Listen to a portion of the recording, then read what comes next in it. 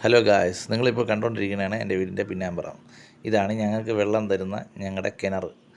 ഈ കിണർ ഞങ്ങൾ നല്ല രീതിയിൽ ആഴത്തിൽ കുഴിക്കുകയും വീതി കൂട്ടുകയൊക്കെ ചെയ്തു.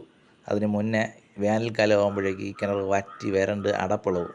അപ്പോൾ ഞങ്ങൾ വെള്ളം കിട്ടാതെ അങ്ങോട്ടും ഇങ്ങോട്ടും ഓടി നടക്കുമായിരുന്നു.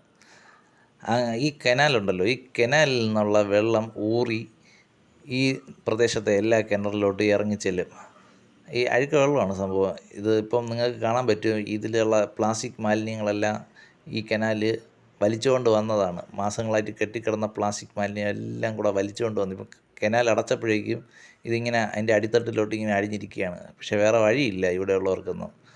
കാരണം എന്ന് പറഞ്ഞാൽ വേനലാകുമ്പോൾ വെള്ളം വറ്റുമ്പോൾ പിന്നെ എന്തെങ്കിലും വേണ്ടേ നമുക്ക്. പിന്നെ കിണറിൽ മണ്ണൊഴി ഊറി വരണമുണ്ട്, അത്രയും ഒരു ആശ്വാസമുണ്ട്. പിന്നെ എന്തിനു പറയാം, നമ്മൾ ഈ ബ്ലീച്ചിങ് പൗഡറും ഈ വാട്ടർ പ്യൂരിഫയറൊക്കെ എല്ലാ വീടുകളിലും ഉള്ളതുകൊണ്ട് വലിയ